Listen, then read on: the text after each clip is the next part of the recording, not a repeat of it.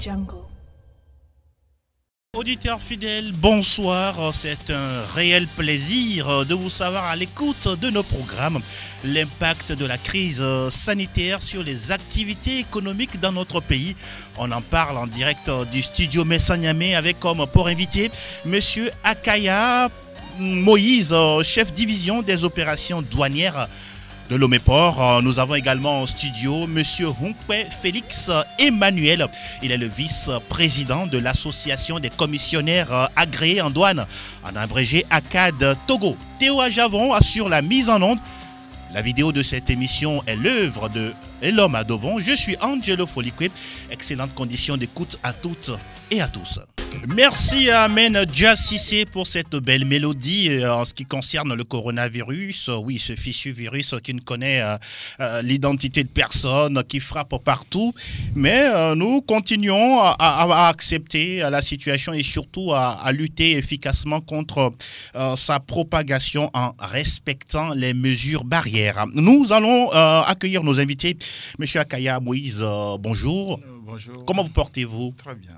Les activités, ça va. On va en parler tout à l'heure, notamment dans le vif du sujet.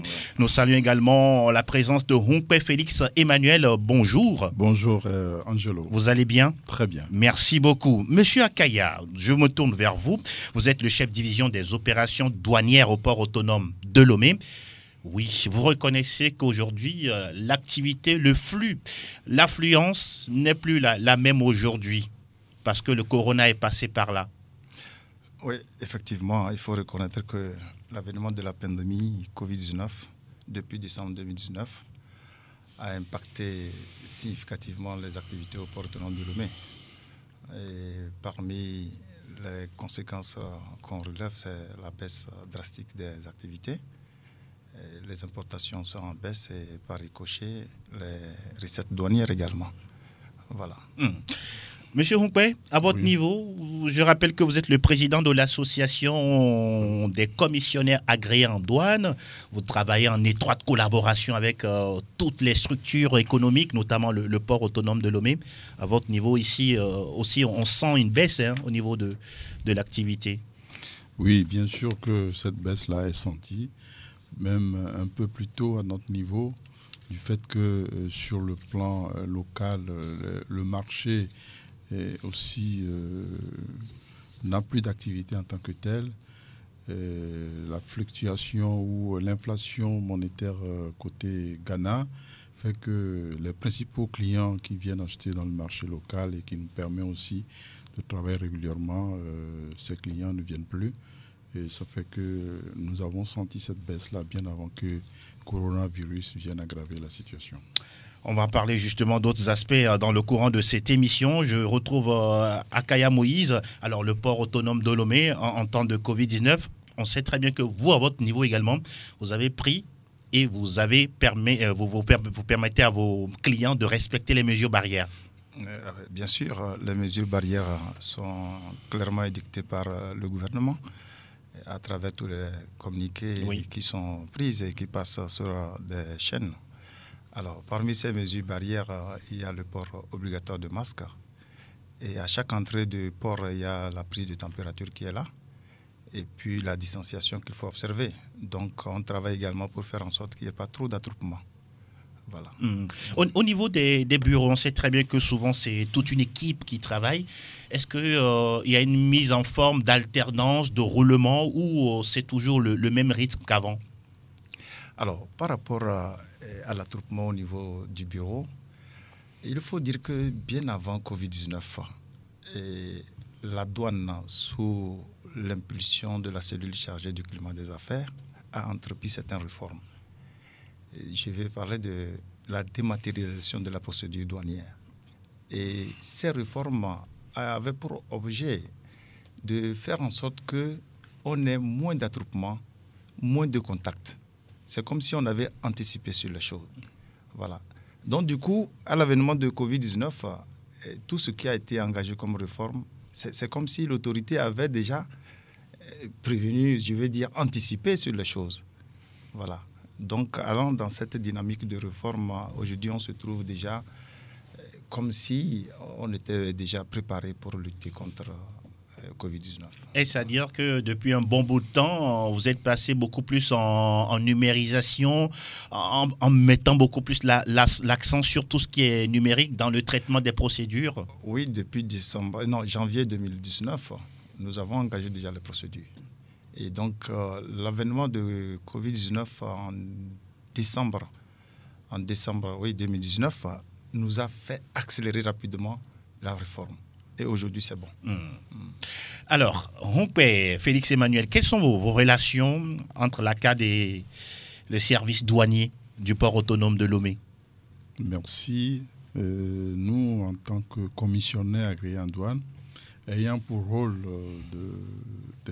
d'intervenir pour les opérations de dédouanement des opérateurs économiques, nous travaillons en étroite collaboration avec l'administration des douanes, qui est notre administration de tutelle. Ce qui fait que permanemment, nous sommes en relation de discussion, des échanges et des recherches de solutions pour les éventuels problèmes qu'ils surviennent lors des opérations de dédouanement. On sait très bien qu'aujourd'hui, les habitudes ont changé en matière de travail, de fonctionnement, de procédure. Quel est le système mis en place pour les commissionnaires agréés en douane en ce qui concerne les procédures de déclaration, de sortie, d'entrée par rapport aux marchandises? Oui, depuis un bout de temps, on est rentré dans le système d'automatisation de la procédure douanière. Et à travers leur application qui s'appelle le Sidonia, qui nous permet, nous, à partir de notre bureau, d'émettre les déclarations en ligne, de les transférer aujourd'hui et depuis janvier, comme il a parlé tout à l'heure des réformes. Avant, on pouvait faire ces déclarations, les imprimer de nos bureaux et aller les porter au bureau des douanes pour les vérifications, l'enregistrement et l'enlèvement des marchandises. Mais depuis janvier, on est passé à l'étape supérieure, ce qui fait que tout se fait en ligne de notre bureau, on ne bouge pas. On émet les déclarations, on les envoie. Les vérificateurs font les analyses, nous renvoient les informations sur les conduites à tenir. Il faut aller payer. Et après, maintenant, on travaille avec les autres partenaires qui sont la manutention, le port. Et en fin de compte, on s'achemine vers l'enlèvement des marchandises. Toujours par rapport aux habitudes, on sait très bien que le commissionnaire a un personnel qui travaille en amont et après se rend au niveau, par exemple, des guichets du port autonome de Lomé pour suivre les procédures. Est-ce que aujourd'hui vous reconnaissez que passer à l'autonomisation, est-ce que ça permet aujourd'hui, franchement, d'aller plus vite dans le traitement des demandes ou des déclarations? Oui, tout à fait. Cette célérité a été constatée. Et disons que l'ensemble de nos personnels qui sont sur le terrain, il y a une bonne partie qui sont déjà rappelés au bureau parce que tout se fait aujourd'hui devant un clavier et un écran. Alors, une partie seront rappelés au bureau, formés pour que tout se fasse en ligne avec la douane, le port et les manutentionnaires, même les consignataires. Tout se fait en ligne, mais c'est un processus sur lequel on est tous engagés et on a obligation de résultats. Et on y travaille avec quelques accros qu'on corrige au fur et à mesure pour arriver à la perfection. On comprend que votre personnel est obligé de s'y mettre à l'informatique. Hein? Obligatoirement, sinon, je ne sais pas, vous démissionnez ou vous mettez dans le train, vous allez à la gare. Voilà qui est dit. Alors, M. Akaya, on va vous retrouver concernant toujours cette situation économique liée à la crise sanitaire. Les choses ne sont plus comme avant. Vous l'aviez dit tout à l'heure que le secteur économique est bien impacté. Aujourd'hui, quand on voit la fluctuation, la fréquence au niveau des demandes, au niveau des sorties, des véhicules et autres marchandises, quelle est la tendance aujourd'hui ? Je crois que, comme je l'ai dit tantôt, il faut reconnaître que les mesures barrières prises, notamment la fermeture des frontières et le mouvement réduit des opérateurs économiques impactent sérieusement l'enlèvement des marchandises. Alors, au niveau du port, nous ne sommes pas au même niveau qu'avant.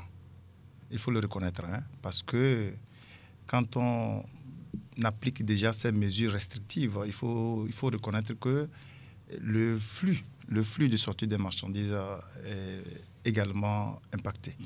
Voilà. Bon, je voudrais en fait revenir un peu sur les réformes à proprement parler, Oui. pour dire que nous avons sérieusement engagé ces réformes et les résultats sont palpables. Quand vous regardez un peu par rapport au certificat d'origine, avant, il faudrait se présenter au niveau de la direction de l'industrie, se faire signer le formulaire de demande de certificat d'origine et après tout vous passez à la douane. Et c'est tout un parcours qu'il faut faire. Alors, cette réforme a permis d'introduire en ligne la demande de certificat d'origine. Et via alors un site qui est dédié, qui est au niveau de la Chambre de commerce. Et là, la direction de l'industrie reçoit la demande, traite la demande, depuis l'envoi au niveau de la douane. Et au niveau de la douane également, un traitement a été fait, puis tout se passe bien. Alors, avant, il faut 48 heures. Maintenant, à moins d'une heure, nous avons déjà délivré en ligne le certificat d'origine. Alors, l'autre phase de la dématérialisation, elle a consisté, comme l'a dit mon ami Emmanuel, à faire en sorte que toutes les déclarations envoyées dans le système automatisé puissent se faire en ligne. Alors, le transitaire, il essaie de scanner, il numérise les documents, il les annexe à la déclaration en détail et depuis son bureau, il les envoie dans notre système au niveau de Sidonia. Le douanier à qui la déclaration est affectée procède à l'étude documentaire, fait tout le contrôle qu'il faut et renvoie la déclaration avec les droits et taxes liquidés à l'opérateur qui, ayant la notification des créances à payer, passe à la banque, paye et le douanier a la notification de paiement, il délivre le bon enlevé en ligne également. Vous voyez? Donc, c'est des pratiques qui sont déjà là et qu'on cherche toujours, comme l'a dit M. Emmanuel, à améliorer pour atteindre une performance bien acceptée par tous. Mais déjà, je vous dis que ça se passe très bien. Très bien. À vous entendre, M. Akaya, je peux me tromper, on constate qu'on ne touche plus vraiment aux liquidités d'argent, mais beaucoup plus, on fait les transferts, on passe par les machines. Absolument, absolument. On ne touche plus. Même les papiers, on ne les touche pas. Les versions papier, donc dans mon explication, vous comprenez qu'aucun papier ne doit circuler. Voilà. Alors, il faut reconnaître que le circuit au terminus, je veux dire la sortie du port, c'est le vérificateur, je veux dire le douanier qui doit aller suivre peut-être le dépotage en ville pour les déclarations sélectées au circuit de contrôle, qui imprime et tient le document dont il a besoin, le document physique, pour aller faire le contrôle en ville et dans les installations de l'opérateur économique. C'est ce qui est vivement encouragé maintenant. Voilà. Alors, Monsieur Humpé, toujours à votre niveau, dites-nous, comment est-ce que vous ressentez quand même, on peut dire, l'impact de ce Covid-19 là sur vos activités depuis pratiquement 2 ou 3 mois? Vous arrivez à l'évaluer? Oui, c'est possible de l'évaluer du moment où nos principaux clients souffrent de cette pandémie et les frontières sont fermées. Les éventuels acheteurs, commerçants, clients ne viennent plus. Et tant que la machine ne tourne pas correctement au niveau des opérateurs économiques, nous aussi on est là, on attend qu'ils finissent le stock qu'ils ont sous le bras, qu'ils passent de nouvelles commandes et que ces commandes parviennent au port et qu'en ce moment nous on soit utiles pour leur faire les opérations de sortie des dédouanements. Bon, on fait avec, on s'adapte. Tout en espérant que rapidement cette pandémie va quitter notre continent et que nous allons retrouver nos habitudes et améliorer nos services. Toutefois, je dirais que ça nous permet quand même, ce temps nous permet de faire des réglages dans tout ce qui a été mené comme réforme afin que, à terme, on soit vraiment disponible pour accompagner à une vitesse qui dépasserait peut-être les 100 à l'heure. Vous vous préparez pour ça. Oui. Il y a un constat qui se dégage dans certaines sociétés ou entreprises, c'est la réduction du personnel. À votre niveau, à titre privé, c'est le cas où, en bon père de famille, vous arrivez à trouver une porte de sortie assez acceptable? Non, je pense qu'on doit jouer le jeu. Pendant des années, on a travaillé. On a gagné ce qu'on peut gagner sur les affaires. Ce n'est pas les 3 mois ou 6 mois de difficultés qui vont faire qu'on va rechigner, rejeter ce personnel, leur faire du mal. Surtout qu'en ce moment de confinement où les enfants sont à la maison, et la vie devient plus chère. Il faut les accompagner, les soutenir de sorte qu'ensemble, on puisse évoluer et sortir rapidement de cette pandémie. Je dirais également que ce personnel aussi, je l'ai dit tantôt, c'est le moment de regarder en interne les archives, mettre de l'ordre dans les affaires. Il y a beaucoup de choses que nous devons conserver comme documents douaniers sur une dizaine d'années dont nous sommes passibles de contrôle. Alors on met ce temps à profit pour mettre de l'ordre et faire le ménage. À votre niveau, il faut mettre ça à profit à tout prix. Oui, à tout prix. À tout prix. On va parler toujours de cette probable réduction du personnel. Comment ça se passe au niveau douanier, au port autonome de Lomé, M. Akaya? Il faut dire que, merci beaucoup, il faut dire qu'au niveau de la douane, nous n'avons pas revu nos effectifs. Et nous avons plutôt renforcé ce qu'on appelle le contrôle à domicile. Alors, donc, nous faisons en sorte que l'opérateur économique touche ou bien sente un soulagement en termes de coûts, en termes de temps passé et dispose de sa marchandise dans ses installations. Et donc, à cet effet, les collègues accompagnent. Donc, il faut un effectif qui est plus déployé vers la visite à domicile, quoi. Voilà. Donc, quand vous venez un peu au bureau, dans nos bureaux, c'est complètement, on dirait, dégagé. Voilà. Mais en effet, le travail se fait derrière. Le travail se fait derrière. Vous allez sentir qu'il y a un allègement de l'effectif. Non, mais on est là. On suit de près la circulation, l'enlèvement des marchandises. Oui. Voilà. Est-ce que cela n'entraîne pas des coûts supplémentaires quand il faut encore renforcer l'effectif qu'il y a? Toutes les réformes engagées ont pour objectif une réduction substantielle de coûts et de temps, et surtout la sécurisation des marchandises. Alors, il faut reconnaître que l'impact de Covid-19 a fait que, c'est vrai, il y a d'autres coûts supplémentaires qui se sont ajoutés. C'est ça. Bon, les gens vont penser que c'est plutôt la réforme. Non. La réforme n'a pas pour effet d'alourdir les charges de l'opérateur économique, plutôt de l'alléger. Voilà.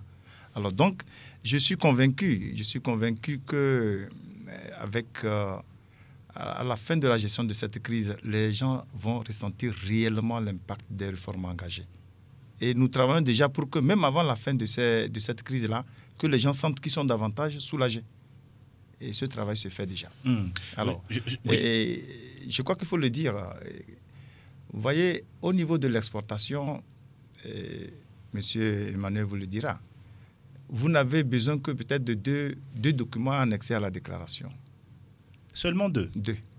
Donc vous avez votre facture et puis l'attestation d'exportation pour les envois dont la valeur dépasse 10 millions. Alors, au niveau de l'importation, c'était 4 documents, mais pas plus tard qu'hier. Le 4e document n'est plus exigé. Je veux parler de l'attestation de vérification. Alors, désormais, vous avez la facture, vous avez l'antaser et puis le connaissement. Les 3 documents suffisent déjà pour engager les formalités douanières. Voilà. Donc, c'est des moindres coûts qui s'accompagnent. Hein. Donc, quand on parle de peu de documents, peu de formalités à faire, ça veut dire moins de charges, moins de temps. Et l'opérateur, il gagne. Voilà. Monsieur Rompé, oui. À la suite de la réponse de Monsieur Akaya, aujourd'hui, dans vos pratiques quotidiennes, vous sentez l'impact positif de ces réformes au port autonome de Lomé? Tout à fait, tout à fait. Parce que Dans un passé récent, il nous faut imprimer les déclarations, faire des photocopies, un certain nombre de copies. Ah oui, beaucoup de copies avec beaucoup de copies, voilà, qu'on dépose à chaque point où on passe pour les formalités. Alors, comprenez que rame de papier, tonnerre, même l'usage de la machine, l'encre, tout cela, c'est des coûts qui sont partis. Oui. Alors, tout se fait aujourd'hui en ligne et c'est agréable de travailler. Il suffit d'avoir une très bonne connexion, haute débit, et vous êtes à l'aise dans ce que vous faites. Vous envoyez et vous recevez. Que ce soit avec la douane, que ce soit avec les manutentionnaires, vous faites votre requête, vous avez la facture, vous payez et vous renvoyez le justificatif de paiement et tout se passe très bien. Le déplacement aussi est réduit. Réduit complètement. Complètement. C'est pour ça que je disais que bon nombre, une partie du personnel va revenir au bureau, va être formé, serait devant un écran avec des rôles répartis, travaillera avec XY et l'envoie des informations à chaque cellule concernée. Et ça remonte et après, ça converge vers l'enlèvement et la livraison de la marchandise. C'est aisé de travailler aujourd'hui en 2020. Et j'espère qu'en 2021, ce serait vraiment agréable. Ce n'était pas le cas en 90. Ah mais non, non, pas du tout, hein. Pas du tout en 90. Est-ce que Sidonia a vu le jour déjà? Non. En 90, on était encore avec les machines Olympia ou Pianote. C'était compliqué. Hein. C'était trop compliqué. Trop compliqué. Aujourd'hui, c'est allégé. Même par le passé, vous devez faire les calculs des droits. Oui. Aujourd'hui, le système, dès que vous mettez les informations, le système vous donne les droits à payer. La liquidation est faite tout de suite. Vous connaissez. Vous pouvez même envoyer à votre client pour lui dire, voilà, pour ça, ta marchandise classifiée dans telle nomenclature, voilà ce que vous devez payer. Et c'est vraiment aisé. Bon, ça rend paresseux parce qu'on ne fait plus de calcul, on ne réfléchit plus. Mais, bon, c'est les réformes. Hein. Oui, il faut les accepter. On doit s'y plier. Oui. Et on s'y prend. Je crois que ça donne ouverture sur la célérité et l'allègement dans les coûts. Voilà. Monsieur Akaya, vous êtes dans le domaine depuis plusieurs années. Vous êtes même un spécialiste. Aujourd'hui, quand on voit la situation actuelle au niveau justement de l'informatisation, sur les procédures, etc., vous êtes apparemment satisfait qu'il y a une progression qui est faite au Togo. Oui, mais plus que satisfait. Vous savez, il faut toujours s'inscrire dans une dynamique de mise en cause de soi-même. Parce qu'on dit souvent qu'il n'avance pas, recule. Alors, notre port a été toujours qualifié de port en eau profonde, d'accord. Et quand vous regardez déjà les autres ports de la sous-région, les gens font le curage. Alors, ça veut dire que d'ici peu, tous les ports auront des... En eau profonde. Voilà. Et alors, la différence... Et ils vont concurrencer le Togo. La différence, c'est quoi? C'est qu'il faut maintenant que notre port soit tellement compétitif en termes de temps que les gens vont mettre. On ambitionne de faire en sorte que le conteneur, une fois débarqué, qu'il ne mette que 24 heures pour sortir. C'est possible? Oui, c'est possible. Ça, c'est possible. Monsieur Hunkwe, vous confirmez? Je confirme à condition que tous les acteurs adhèrent. D'accord. Oui. Monsieur Akaya? Oui, je suis d'accord. Vous savez, la douane peut mettre 2 heures du temps au plus pour traiter. Imaginez-vous le manutentionnaire qui met 15 jours. Ça veut dire que tout ce que la douane a fait, c'est tombé à l'eau. Voilà. Je crois que les autorités sont déjà très conscientes de la chose. Hein, et il y a un comité qui a été mis en place pour une gestion coordonnée de toutes ces activités au port. Alors donc, nous travaillons pour identifier déjà les petits points où il y a peut-être des blocages là, même si ce n'est pas au niveau de la douane, si c'est le manutentionnaire. Vous voyez, il faut aller vers lui. Si c'est au niveau de la maison consignataire, il faut aller. Voilà. Donc, vous voyez, nous travaillons, c'est toute une chaîne. Et quand un maillon est déjà affecté, c'est toute la chaîne qui est mise en cause. Donc, comme M. Hunkwe le dit, il faut que nous tous, on travaille d'une façon concertée pour que le résultat soit un résultat d'ensemble très accepté. Monsieur Hunkwe, ce n'est pas parce qu'aujourd'hui tout est informatisé, ça va vite, que l'on ne doit pas faire un bon suivi pour la satisfaction du client. Bien sûr, parce que nous avons obligation de résultat vis-à-vis du client. Une marchandise qui arrive et que vous arrivez à livrer dans les 24 ou 48 heures, c'est des prouesses. Et ça fait que le client vous fera confiance et dira avec lui, j'ai pas de problème, ça se passe très bien. Et de notre côté aussi, c'est cette prouesse que nous recherchons, cette excellence que nous recherchons pour satisfaire les clients. Et toutefois, les quelques difficultés que nous rencontrons, on en discute avec l'autorité portuaire pour nous aider à les enrayer et que vraiment le client final qui a mis du temps pour commander sa marchandise soit aussi satisfait. Parce que le Togo, c'est un petit pays, on dépend beaucoup plus de la sous-région où les grossistes viennent acheter, surtout pour le grand marché. Oui. Alors si les clients sont là et qu'on dit au port, c'est pas sorti, le port, c'est pas sorti, vous voyez, ça fait du tort et il peut aller chercher ailleurs. Et perdre la clientèle aussi. Voilà. Bien, on va s'offrir une petite pause et derrière, on va aborder d'autres aspects de notre entretien. Nous sommes de retour dans le studio Messagnamé pour continuer nos discussions en rapport avec les activités économiques dans notre pays plombé par la crise sanitaire. Nous avons en studio M. Akaya Moïse, chef division des opérations douanières de Lomé-Port, et puis Humpe Félix Emmanuel. Il est le vice-président de l'association des commissionnaires agréés en douane, en abrégé ACAD Togo. Alors, on va toujours continuer avec nos invités. On va parler cette fois-ci, M. Akaya, de la difficulté des clients en ce qui concerne les dépotages par rapport à la durée d'enlèvement des marchandises. Aujourd'hui, qu'est-ce que vous pouvez nous dire par rapport à ce sujet? Merci beaucoup, Angelo. Il faut reconnaître que les mesures barrières qui sont instaurées dans le cadre de la lutte contre le Covid-19 ont sérieusement impacté les performances d'ensemble du port. Alors, en matière d'enlèvement des marchandises, il faut dire qu'avant, on pouvait dépoter au niveau de TP3 200 conteneurs par jour. Alors, aujourd'hui, on est en deçà de 100. Donc, ça veut dire qu'un opérateur qui, hier, pouvait obtenir rapidement sa marchandise, que ce soit en transit ou pour la consommation locale, il faut attendre peut-être 2 ou 3 jours avant de l'enlever. Alors, la grande difficulté liée à tout ça, c'est qu'il y a ce qu'on appelle les surestaries.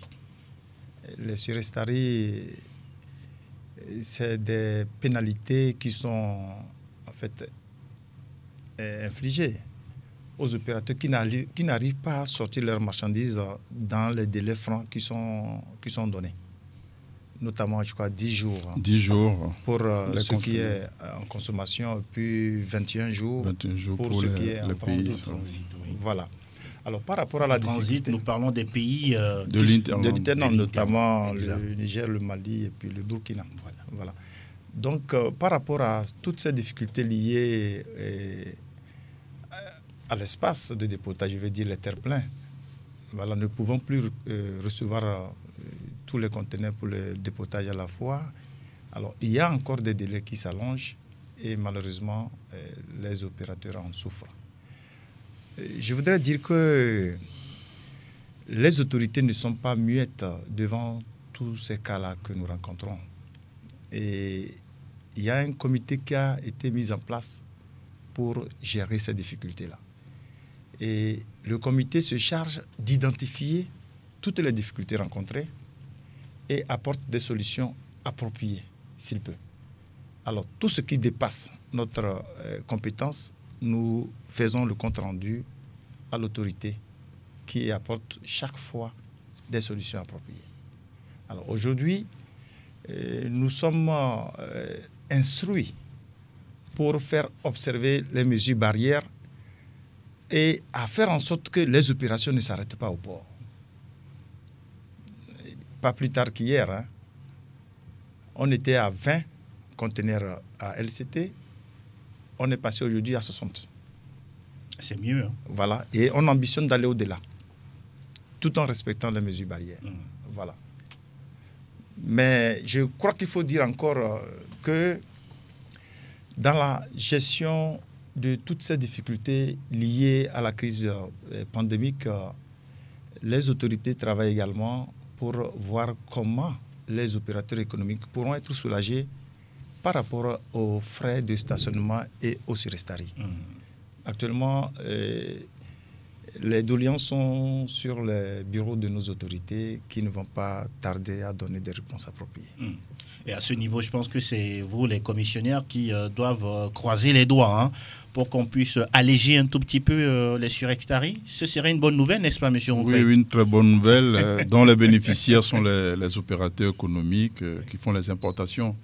Et nous sommes mieux placés en tant que conseil pour défendre leurs intérêts en nous mettant vis-à-vis de ces consignataires pour leur faire comprendre que ce n'est pas de la faute de l'importateur, mais voilà les raisons qui l'ont amené à ne pas pouvoir enlever son conteneur dans le délai de franchise et que vraiment, il faut qu'ils soient vraiment attentionnés à les accompagner parce que souvent, c'est des clients qui sont réguliers, mais avec ces pénalités, ça fait que ça les fragilise dans l'avenir.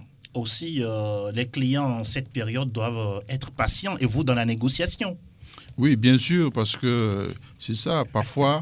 Même si celui-là qui est businessman, c'est pas évident de faire toujours avec le temps. On veut aller très très vite. Voilà, on veut aller très très vite. Il faut payer la facture pour arrêter l'hémorragie et maintenant engager un courrier pour négocier une remise sur ce qui a été payé. Sinon, si vous mettez à négocier, le conteneur est toujours là, oui. Et la machine tourne et je ne sais pas à combien vous y arriverez avant d'obtenir un résultat. Autant arrêter l'hémorragie, payer et engager une procédure de remboursement ou de réduction de ces frais. Monsieur Akaya, on a parlé tout à l'heure du cas du dépotage.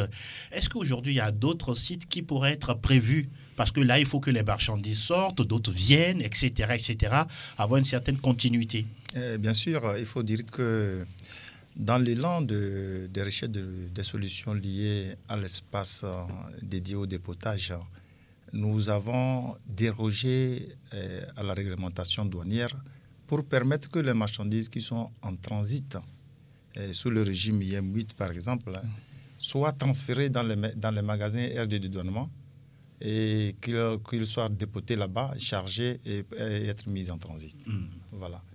Sinon, normalement, avant, il faut les dépoter là ou bien introduire une déclaration sommaire de transfert en MAD d'abord. Mais si vous avez levé une déclaration de transit et que vous êtes confronté au problème d'espace pour le dépotage, on peut vous autoriser à sortir la marchandise du port et aller dans un site que vous avez vous-même négocié et on vous suit là-bas pour faire le dépotage.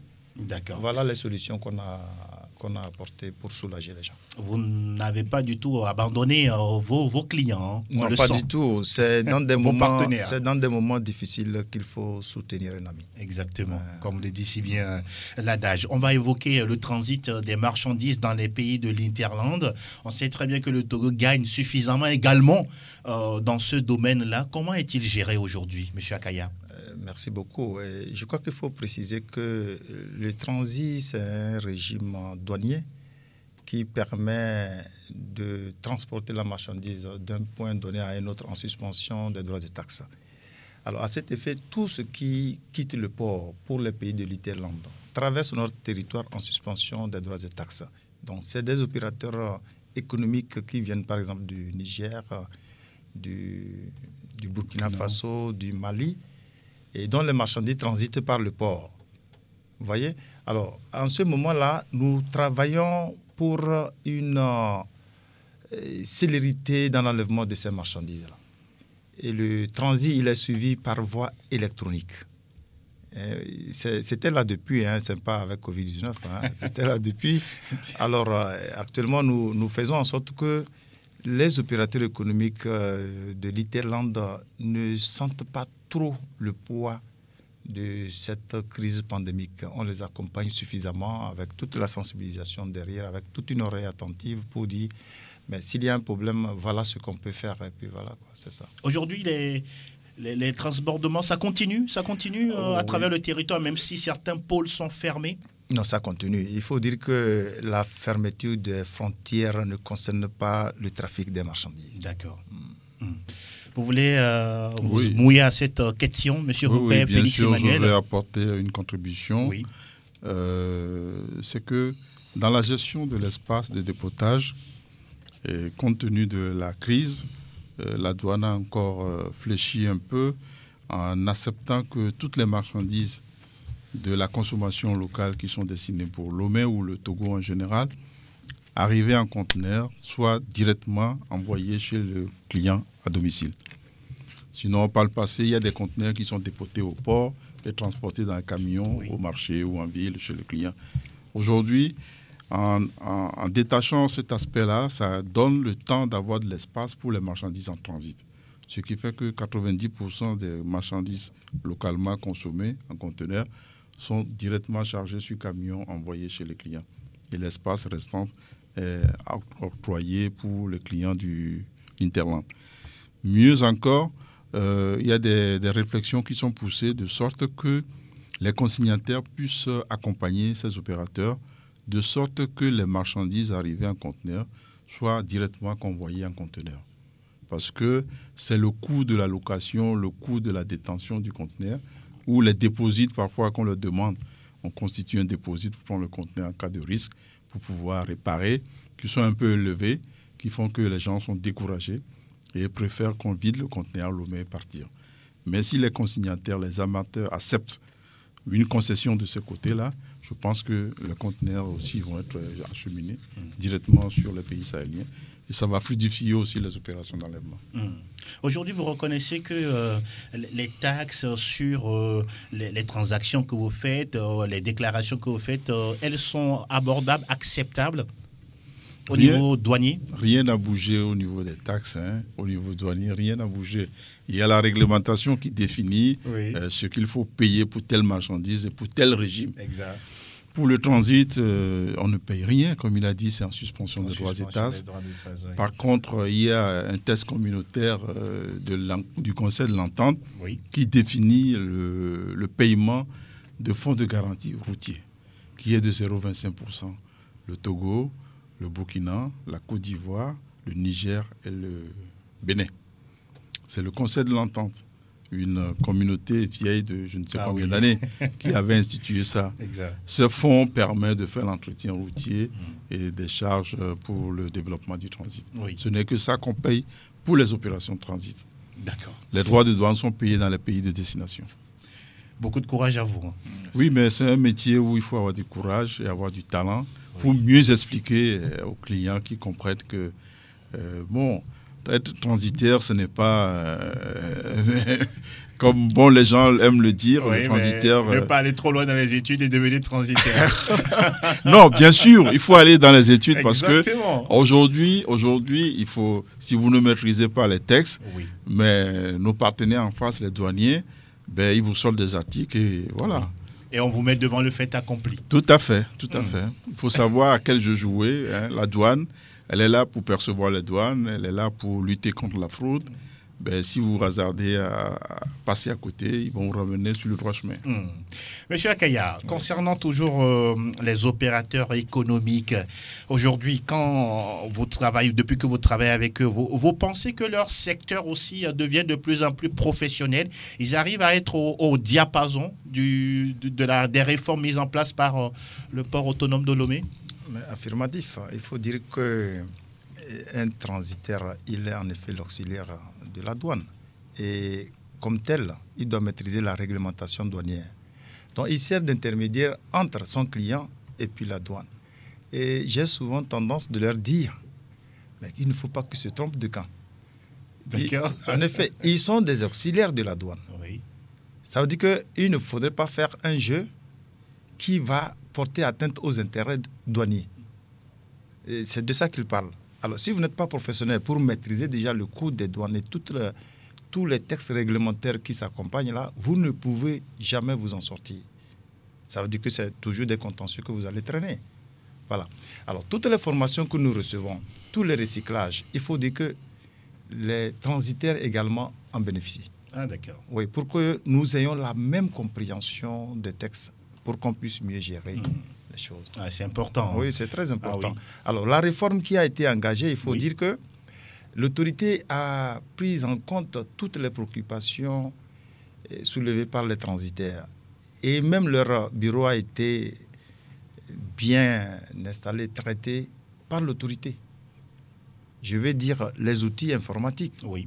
Mais voilà, l'installation a été... Parce que je me dis, si en face, celui qui est votre répondant n'est pas à la hauteur, vous ne pourrez pas être performant. Vous voyez? Donc, mieux ils comprennent et plus on avance, quoi. Vous avez mis à leur disposition les logiciels avec lesquels il faut travailler.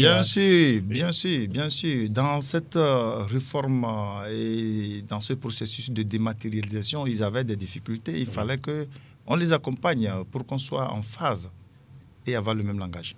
C'est ce qui a été fait et on continue de le faire. L'union fait la force. Hein. Oui, bien sûr. Oui, bien sûr. Vous savez, bon, eux, ils sont l'administration. Nous opérons, nous collectons les impôts pour leur donner et ils transmettent au Trésor, à l'État. Exact. Alors, il faut que nous ayons la même compréhension de la mission qui leur soit confiée. Quand, en début d'année, on fait le budget de l'État, on dit la douane doit apporter tel milliard. La douane n'ira pas chercher les milliards chez les clients. Non. C'est nous, commissionnaires, qui avons l'obligation de collecter pour que ça puisse répondre aux attentes de l'autorité. Une question particulière, M. Humpé. Entre-temps, le métier de transitaire était très, très, je peux dire, en vogue au Togo. Est-ce le cas encore aujourd'hui?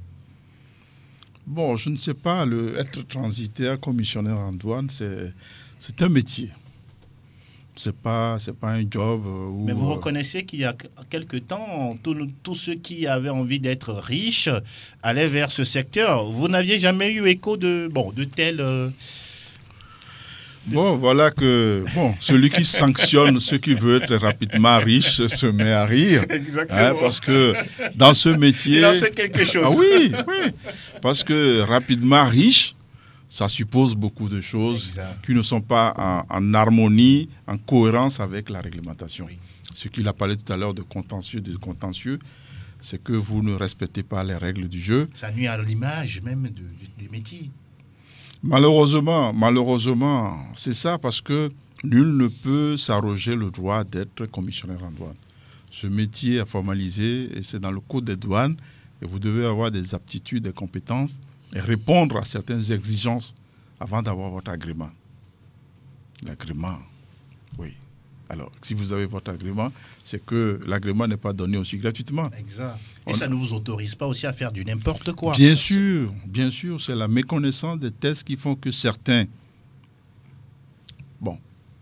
les plus rapides ou les plus pressés de s'enrichir, souvent, le constat, c'est que ce n'est pas des commissionnaires agréés en douane.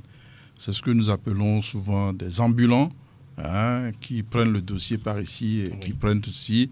Et là où le bas blesse, c'est que cet ambulant, quand il prend le dossier, il s'adresse toujours à un commissionnaire pour avoir la signature. Oui, tout à fait. Alors, celui qui donne cette signature, s'il ne lit pas les documents et appréhende les droits réels à payer, finalement, ce monsieur partira avec sa richesse, mais c'est lui qui va payer les pots cassés. Il s'expose tout naturellement. Bien sûr, et là, je crois que nos amis d'en face, l'administration de la douane, se donnent le plaisir de taper très mal. Il vous arrive de les sanctionner, M. Akaya? Sanctionner... De leur retirer l'agrément, par exemple? Je voudrais dire à M. Emmanuel que ce n'est jamais un plaisir pour un douanier de sanctionner. Mieux que sanctionner, on voudrait plutôt sensibiliser. D'accord. Voilà, il faut sensibiliser les gens. Et puis, si on doit être amené à sanctionner, il faut dire que c'est avec peine qu'on le fait. C'est avec peine, ce n'est pas avec joie. Oui. C'est pas avec joie. Et il y a ce qu'on appelle des récalcitrants. Et c'est eux qui nous sollicitent et qui disent mais frappez-nous. Mais là, il faut frapper. Sinon, on veut d'abord qu'ils comprennent, qu'ils maîtrisent la réglementation douanière. Et ceux qui ont des difficultés, on les accompagne. Et en fin de compte, qu'on ait des opérateurs fiables avec qui on va travailler. Et c'est ce que nous souhaitons tous pour une économie saine dans notre pays. Alors, M. Akaya, dernière question dans cet entretien, ça c'est encore beaucoup plus personnel. Comment vous vivez actuellement cette situation au jour le jour? Et vous voulez parler de la réforme? Liée beaucoup plus au Covid-19. Vous savez... Monsieur Humpé vous a parlé un peu du quota qu'on nous affecte après le vote du budget. Oui. Et quand vous voyez déjà le niveau des recettes qui ne monte pas, ça veut dire que vous ne vous sentez pas. C'est inquiétant. Hein? Très inquiétant. Pour cette année 2020. On se sent malade, on cherche, on se dit mais qu'est-ce qu'il faut faire, tout ça là. Nous avons été pris de plein fouet par cette vilaine pandémie et on prie vivement que ça finisse et qu'on retrouve nos élans. Exactement. Voilà. Ben, c'est ça. Il faut dire que ça nous met souvent dans un état de tristesse et c'est pas bien. Est-ce qu'il est prévu un plan de relance rapide après la pandémie? Oui, mais pourquoi pas? Nous avons tout un programme qui est là. D'accord, je crois que... Qui a déjà commencé entre-temps? Nous travaillons déjà pour renforcer cette réforme-là. D'accord. Et renforcer déjà la cohésion entre les acteurs au port et faire en sorte que tout se redynamise et qu'à la fin de la pandémie, le port retrouve son élan rapidement. Rapidement. Voilà. Votre mot de conclusion avant de retrouver M. Humpé? Merci beaucoup. Et je crois qu'il faut que je dise merci à vous qui êtes là, Angelo. C'est notre travail. Mon ami. À Théo, à Javon et à Eloma Devon. Et à chaque fois que vous nous donnez l'opportunité de parler un peu des réformes qui sont engagées, ce n'est que fierté pour nous, pour que les gens comprennent déjà ce qui se fait au niveau de la douane. Oui. Voilà. Et je tiens à encourager nos partenaires transitaires qui nous accompagnent toujours à vraiment s'investir, à faire en sorte que ensemble et d'une façon concertée, on puisse vraiment travailler et faire en sorte que le port, je dis bien le port, qui est en effet dans l'axe numéro 1 du plan national de développement, étant lui-même en fait vu comme le hub logistique, soit vraiment un port très compétitif, je le dis encore, pour que quand on débarque un conteneur déjà à moins de 24 heures, on puisse l'avoir rapidement à la maison. Ça, le gain de temps, il est là. Et puis faire en sorte que toutes les opérations se fassent à moindre coût et dans une sécurité totale des marchandises. Voilà. Et il faudrait que cette vision-là ne nous quitte pas. Il faut qu'on travaille dans ce sens. Même si actuellement on est malade, il ne faut jamais perdre de vue cela. Et je crois que nous sortirons gagnants. Parce que parler du climat des affaires, c'est bon. Il faut l'assainir. Et une fois le climat des affaires assaini, ça veut dire quoi? Vous attirez les investissements. Et une fois les investissements présents, ça veut dire quoi? Vous créez de l'emploi. Et on a une économie très forte. Voilà. Là, on parlera de peu de chômeurs autour. En tout cas, voilà qui est dit. Mais sans... Oui, M. Humpé? Oui. Félix Emmanuel? Oui, j'aborde dans le même sens. D'accord. Et tout mon souhait, c'est que les activités économiques reprennent très rapidement. D'accord. Parce que nous, c'est de ça nous vivons. Quand il y a des importations, on est sollicité. Et que de nouveaux grands projets naissent dans le pays, des projets qui feront qu'il y aura les investisseurs, les importations, et pour booster l'économie. Merci beaucoup, M. Humpé Félix Emmanuel, d'être passé nous voir. Merci. Je rappelle que vous êtes le vice-président de l'association des commissionnaires agréés en douane à Cap-Togo. Il n'était pas seul. Il y avait également dans ce studio M. Akaya Moïse, chef division des opérations douanières de Lomé-Port. Messieurs, merci à vous. On se donne rendez-vous pour d'autres informations concernant justement l'économie togolaise. Merci également à toutes et à tous de nous avoir suivis. Merci à Théo Javon et à Eloma Devon. À très bientôt sur Sport FM, la radio qui mouille le maillot. Ciao.